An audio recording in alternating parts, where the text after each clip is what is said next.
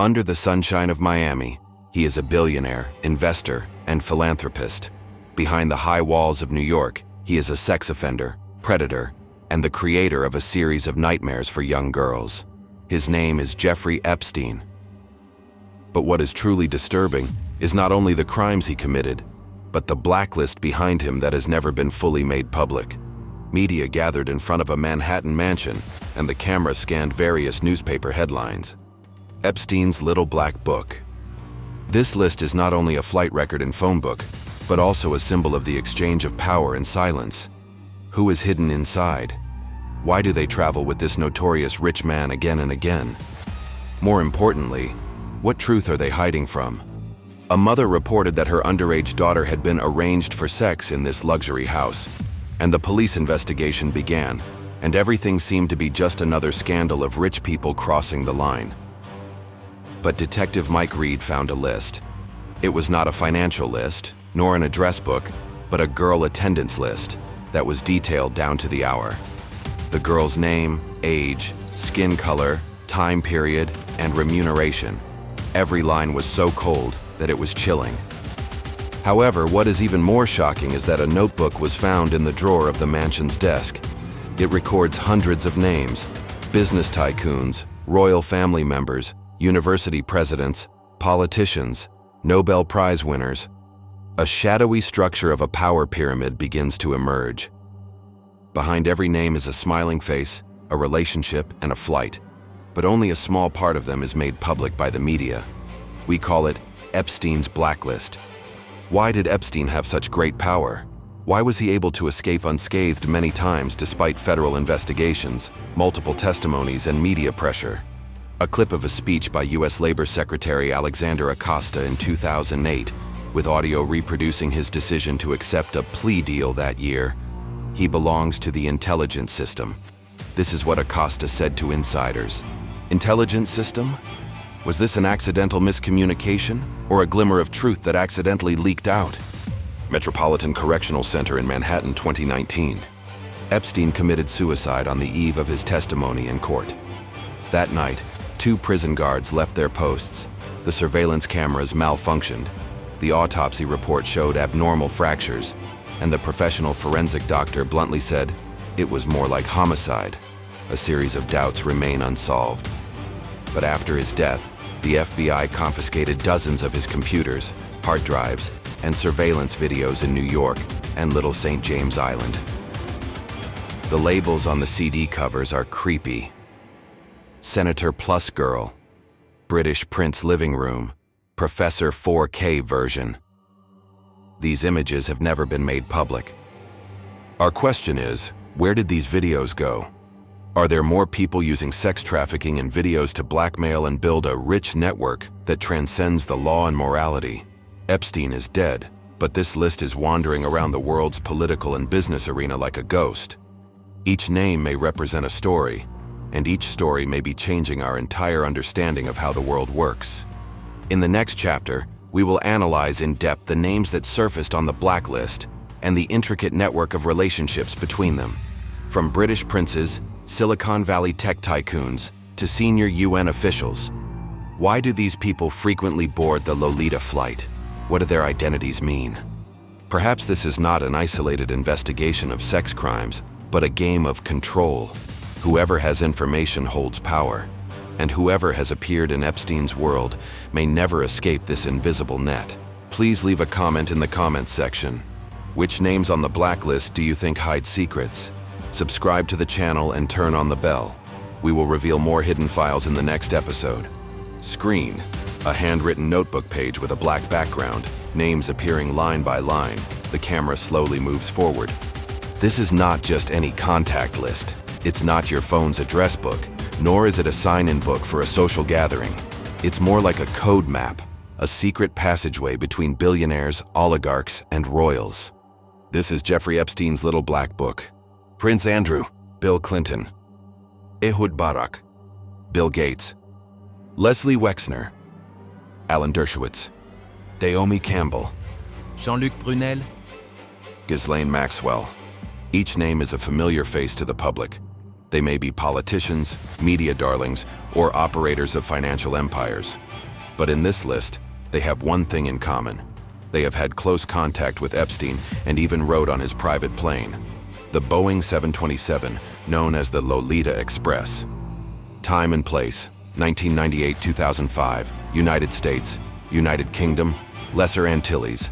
Image, flight log, flight map, and photos displayed side by side. A flight record declassified by the FBI shows that Bill Clinton took the Lolita Express at least 26 times, and some flights were not accompanied by any Secret Service. Prince Andrew of the United Kingdom was seen several times with underage girls by the island's swimming pool and was even photographed in London with the plaintiff Virginia Giuffre. In the photo there was also a smiling Ghislaine Maxwell. These receptions often go beyond conversations and dinners. The FBI, the media, and court records repeatedly mention keywords such as arranging girls, model screening, and massage training camps. The organizational structure behind the scenes gradually surfaced. Epstein's former employee revealed the interview audio. "Do you think those girls were willing? They just cleaned the room or gave massages at first, and then they understood." With the assistance of Ghislaine Maxwell, Epstein established a recruitment training referral mechanism, covering a network of recruiting girls in Miami, New York, Paris, London, and even Ukraine and South America. Maxwell herself was charged with sex trafficking and sentenced to 20 years in prison in 2022. The public testimony in the trial pointed to multiple powerful people, but the justice system ultimately stopped at her. Some people say that this is a trial that only investigates the driver and does not investigate the passengers. We must face a sensitive and real question. How many of the people on these lists are real accomplices? And how many are puppets controlled by videos and blackmail? In 2019, a Blacklist cross-relationship map, jointly compiled by The New Yorker and Vice, showed that many of the people on the list were not only connected to Epstein, but also had frequent intersections with each other. Investment projects, charity dinners, academic cooperation, and even private receptions at international conferences. This is a network diagram.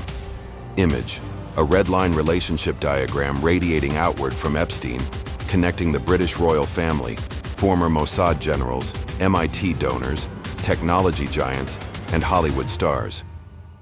Its center may not be Epstein himself. In a recording that was suppressed from the media but later leaked, former CBS reporter Amy Robach made the following shocking statement on a hot mic. "We had everything. Witnesses, photos, testimonies, royal scandals. But we were told to keep it down. This is not gossip. This is control. Control of the media. Control of the courts. Control of the truth." What we see in the list is not just names, but a sophisticated manipulation system. The core of the manipulation is not necessarily money itself, but the exchange of shame, leverage, and silence. We will visit Lolita Island, Epstein's most mysterious private island. How many surveillance devices are hidden there? How many undisclosed banquets are there? Who lost their childhood there, and who gained power from it? Have you ever thought, in the world's top rich circle, the bond of trust is not money, but the unspeakable things held by each other? When you know what he has done, you have the key to control him. And in this blacklist, perhaps every name is a soul restrained by the key. Welcome to Leave a Message to discuss. Do you think the people on the blacklist are accomplices or manipulated? Subscribe to the channel. In the next episode, we will dive into Lolita Island and uncover the video empire under the blue sea. Chapter 3: Lolita Island. A script of surveillance, girls, and banquet. Picture: the azure blue waters of the Caribbean. The camera passes through the waves, slowly zooming in on an isolated island. A striking blue-roofed temple stands in the distance. It is called Little St. James Island on the map, covering an area of less than 30 hectares. But it is called the core hub of the international sex trade network by the FBI.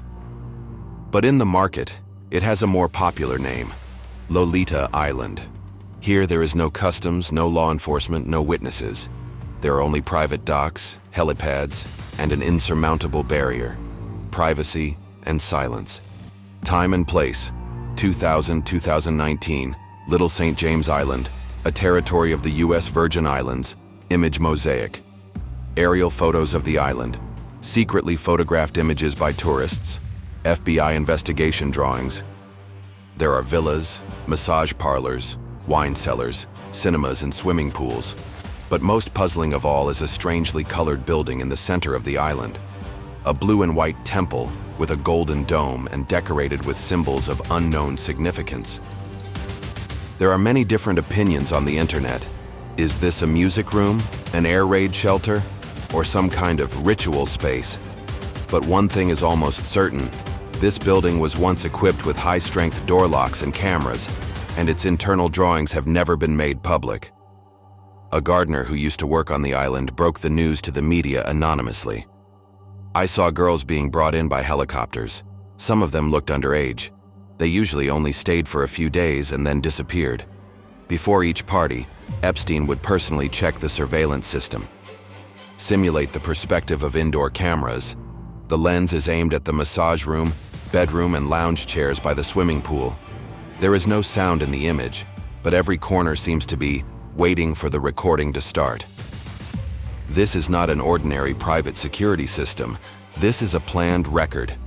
When the FBI searched Epstein's New York mansion in 2019, they found multiple CDs with handwritten labels on the cover, which aroused speculation from the outside world. Brunel plus 14 Prince AR pool party. MIT event, July 2013. Bill, private room, HD.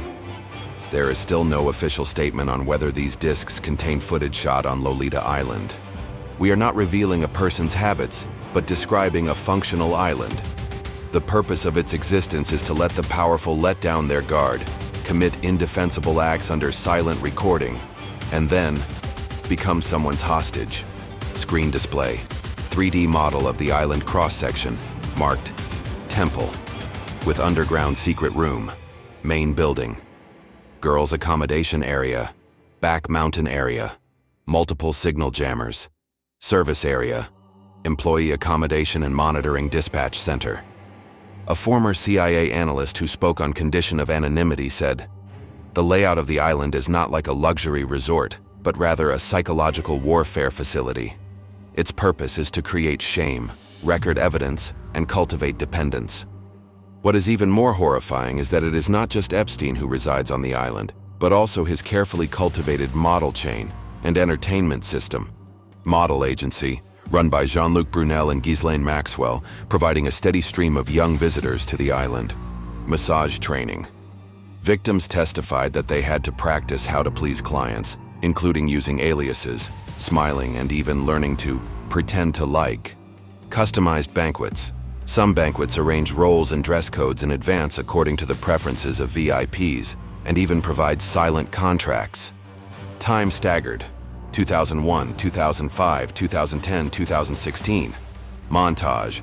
From the appearance of members of the British royal family, to the landing of a chartered plane of Silicon Valley executives, to the undisclosed technology philanthropy conference held on the island.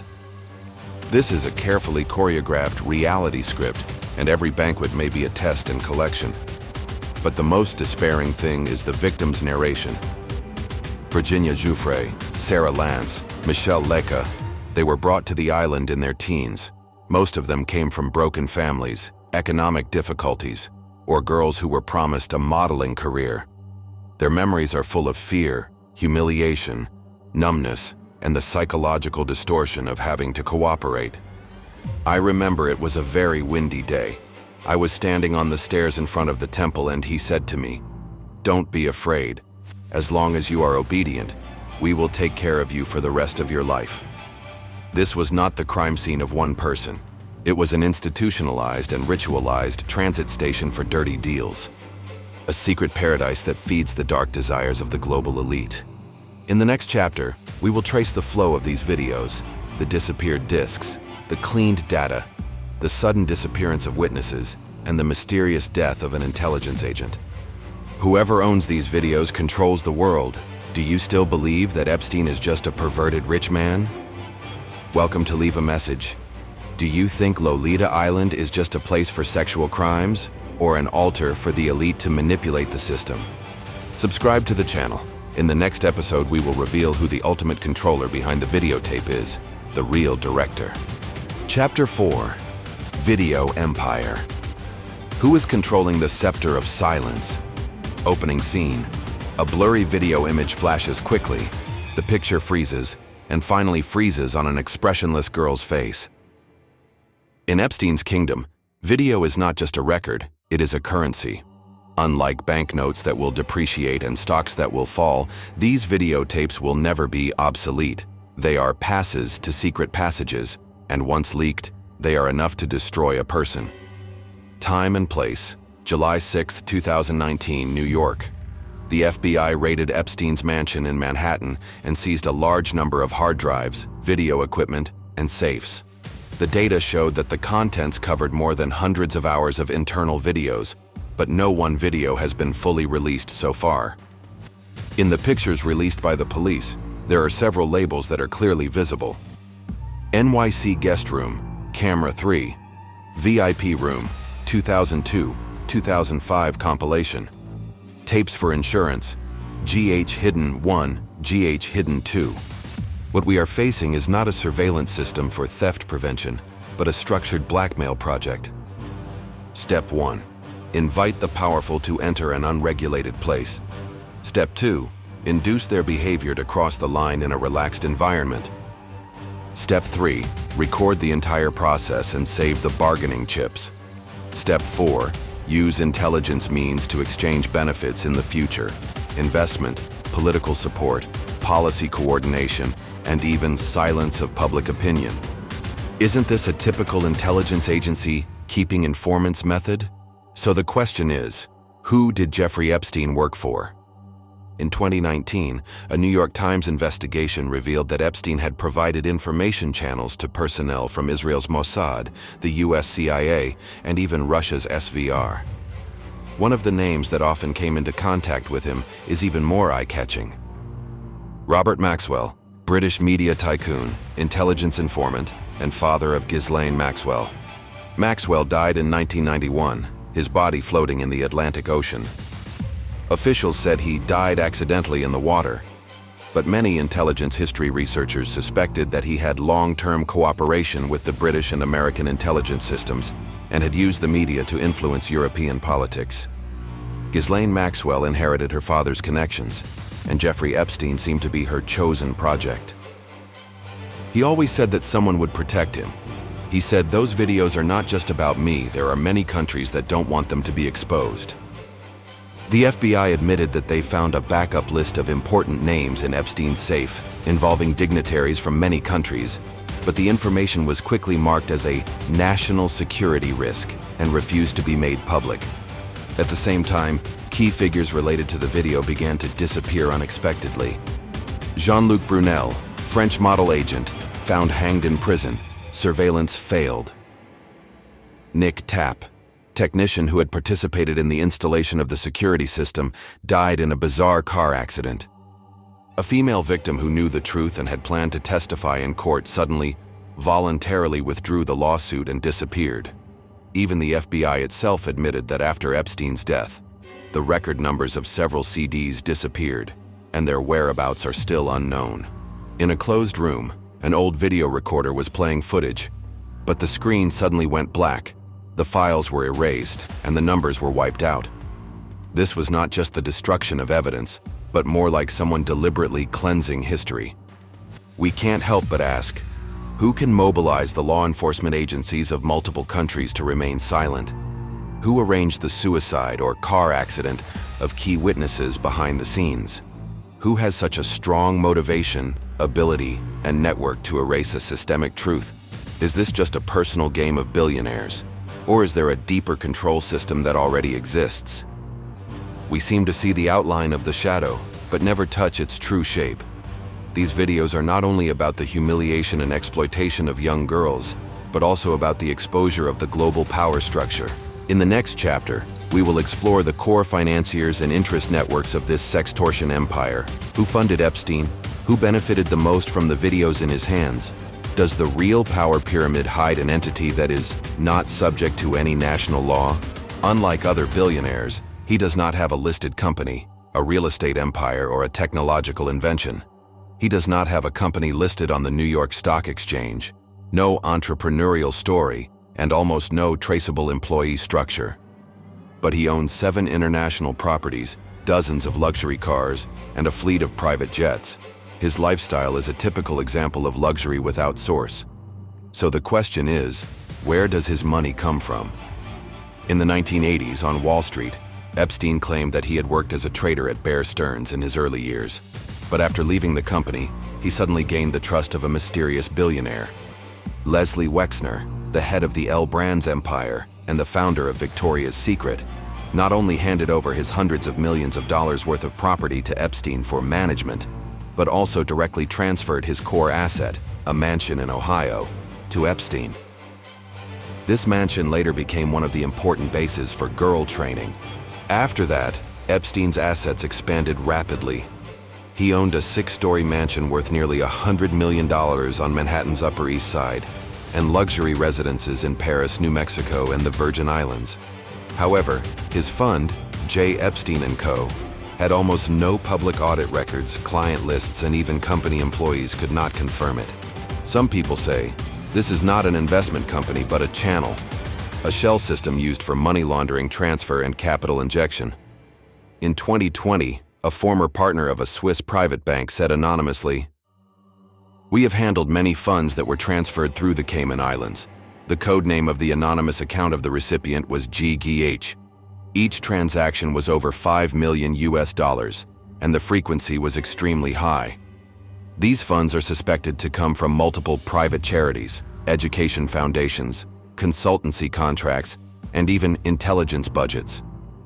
Investigations in the United States, Israel, France, Saudi Arabia, Ukraine, and many other countries have shown that Epstein had established financial relationships with many politicians and indirect funds through his consultant status.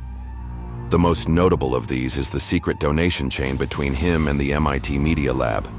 Time point: 2012-2017. Scene reproduction: scenes on the MIT campus, switching between classrooms and advanced laboratories. According to The New Yorker, Epstein disguised himself as a donor and secretly injected more than $7.5 million into MIT, many of which did not pass the review mechanism, but were tacitly approved by senior management. He even appeared at an academic roundtable and had dinner with Nobel Prize winners. MIT was not the only beneficiary. Harvard University, Rockefeller University, New York University, and the Weizmann Institute in Israel. Some of these institutions took the checks, while others turned a blind eye. This is not just a sex trade case, but a secret tunnel that runs through money, academia, technology, intelligence, celebrities, and institutions. The way this tunnel is constructed forces us to re-understand the true appearance of the so-called rich circle. International crime investigative reporter Isabel McIntosh said, "Many people think Epstein is a manipulator, but he is more like a supplier. The real manipulators are those who benefit from the video, benefit from silence, and build new power structures from the collapse." We must ask 3 questions. Why did Wexner trust and support him unconditionally? Why were scientific research institutions willing to accept stigmatized donations? Why have no one been held accountable for the banks, law firms, and auditing companies that helped him launder funds? When money is no longer for appreciation but becomes a tool to exchange for power, when video is no longer evidence but a weapon, when charity and academia are reduced to disguises, has the world order as we understand it already been rewritten by another system? In the next chapter, we will uncover the ultimate purpose of this system, a global domination plan that uses sex, money, and shame as pawns to lay out transnational politics and manipulation networks.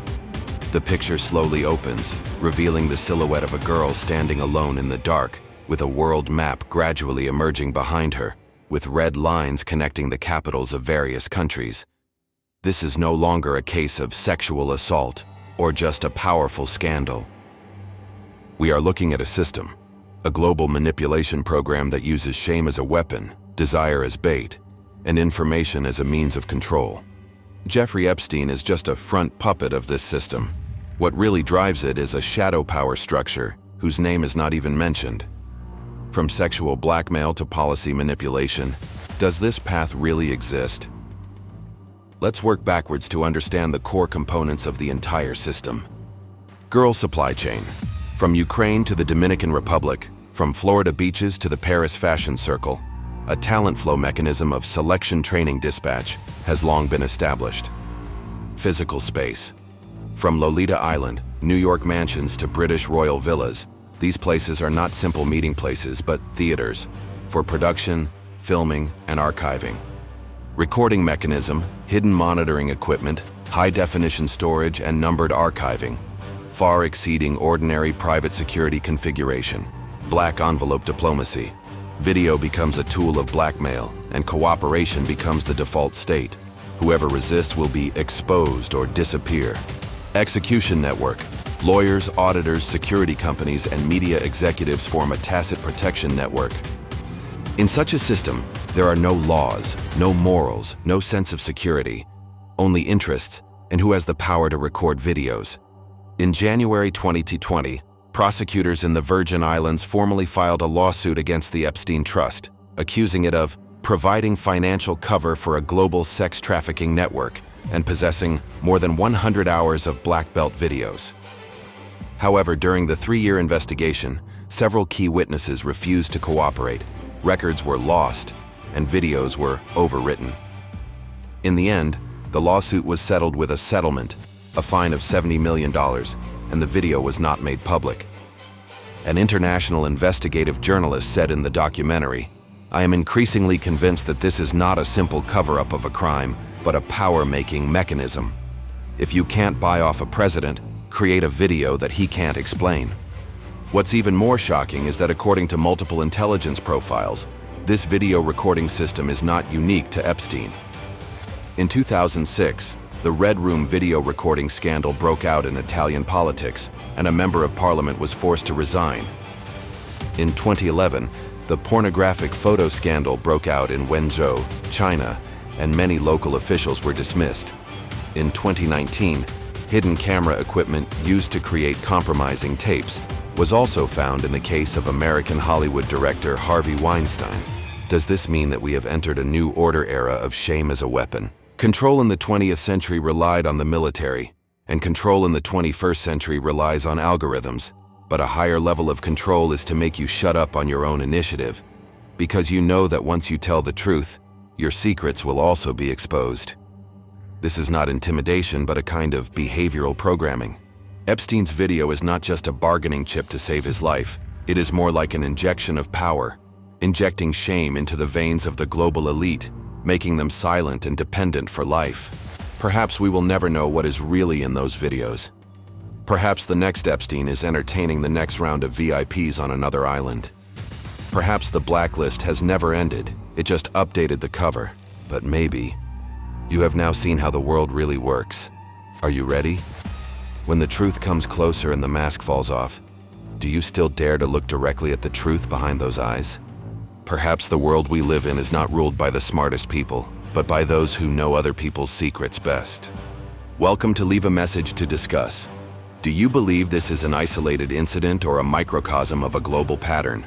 Will you still believe the news you see, the leaders you support, and the idols you worship? Subscribe to the channel. We will continue to reveal more hidden files. In the next episode, Whose Name Do You Want to Know? Also appears on another Blacklist.